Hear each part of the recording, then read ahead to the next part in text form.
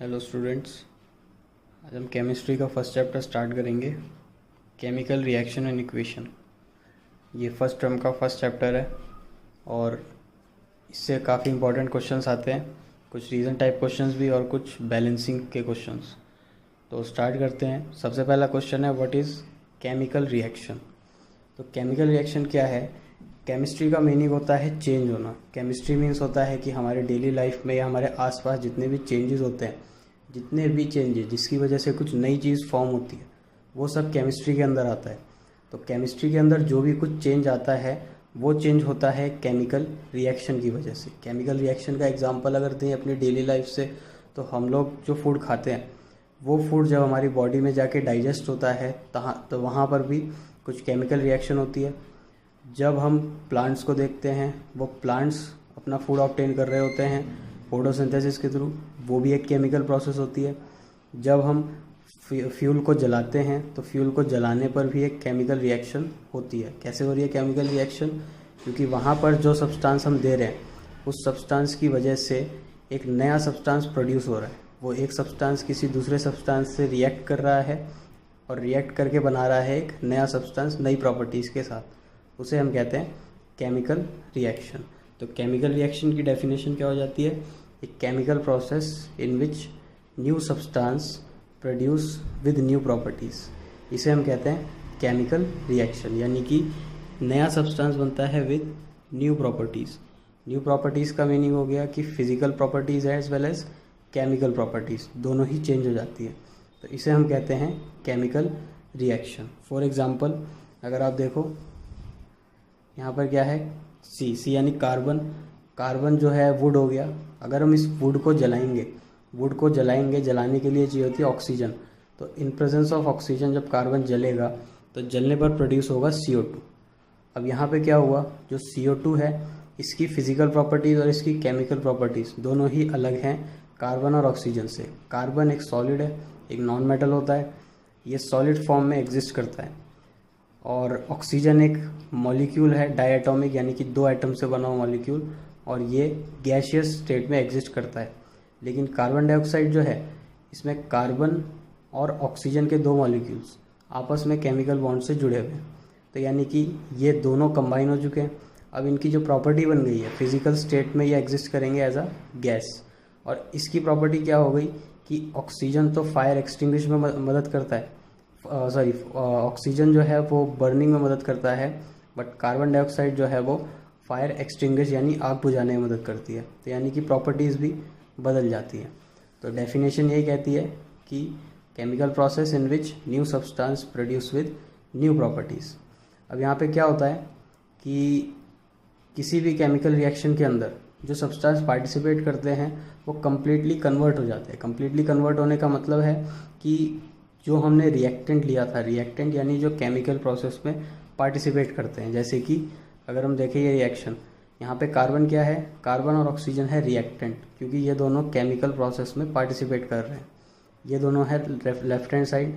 Arrow के बाद ये एरो रिप्रेजेंट कर रहा है कि लेफ्ट हैंड साइड पर जो भी कुछ है वो कम्प्लीटली कन्वर्ट हो चुका है राइट हैंड साइड पे यानी CO2 पे।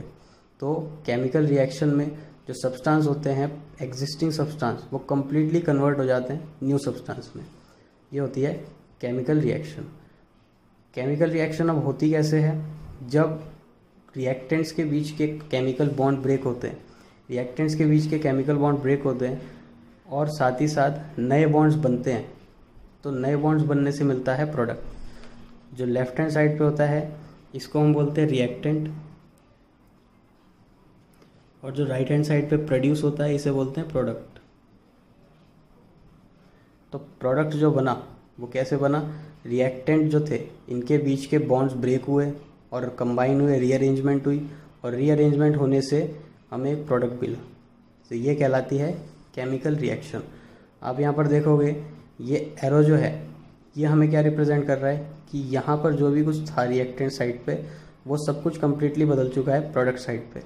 मतलब प्रोडक्ट को वापस रिएक्टेंट नहीं कर सकते, प्रोडक्ट को वापस रिएक्टेंट नहीं बना सकते।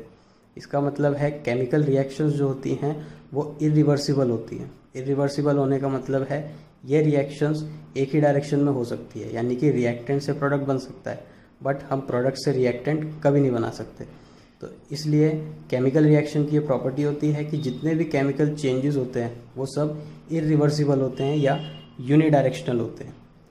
तो ये हो गया इसका example. Carbon dioxide produced by combustion of carbon can not converted into carbon and oxygen again. जो चीज़ मैंने बताई कि एक बार जो CO2 बन गया ये वापस से कार्बन और ऑक्सीजन में नहीं बदलेगा, क्योंकि ये प्रोसेस इरिवर्सिबल होती है। ओके, तो ये कुछ केमिकल रिएक्शन के एग्जांपल्स हैं। पहला एग्जांपल है बर्निंग ऑफ फ्यूल। फ्यूल हम सबने जलते हुए देखा है, घरों में LPG यूज़ होता है, जो गाड़ियाँ होती है गाड़ियों के अंदर फ्यूल यूज़ होता है, पेट्रोल डीजल, वो भी फ्यूल है। तो उसके फ्यूल का जलना भी जो है वो एक केमिकल प्रोसेस होता है। जो फ्यूल होता है, फ्यूल में एक केमिकल कंपाउंड होता है मीथेन। जब ये जलता है तो इसके जलने पर बनता है CO2 plus H2O plus heat. ये एग्जांपल है बर्निंग ऑफ फ्यूल, जो कि केमिकल रिएक्शन को रिप्रेजेंट कर रहा है। यहाँ पे ऑक्सीजन की प्रेजेंस में जब ये मीथेन टूटा, मीथेन रिएक्ट करा, तो रिएक्ट करने पर ये ब्रेक हुआ और इसके रीअरेंजमेंट से हमें क्या मिला? Carbon dioxide, water and heat. Rusting of iron का मीनिंग क्या है? लोहे के जितने भी आर्टिकल्स होते हैं, कीट हो गए या मेटेलिक जितने भी सब्सटेंस हैं, हम देखते हैं कि जो घरों में रेलिंग होती है वो भी मेटल की बनी होती है, लोहे की। उसमें भी जंग लग जाता है जब वो मॉइस्चर के कांटेक्ट में आती है। कब लगता है? जब हम उस पर पेंट नहीं करते। अगर हम उस पर पेंट कर देंगे तो उसमें हम देखेंगे कि जंग नहीं लगता। वो आगे पढ़ेंगे चैप्टर में, कोरोजन।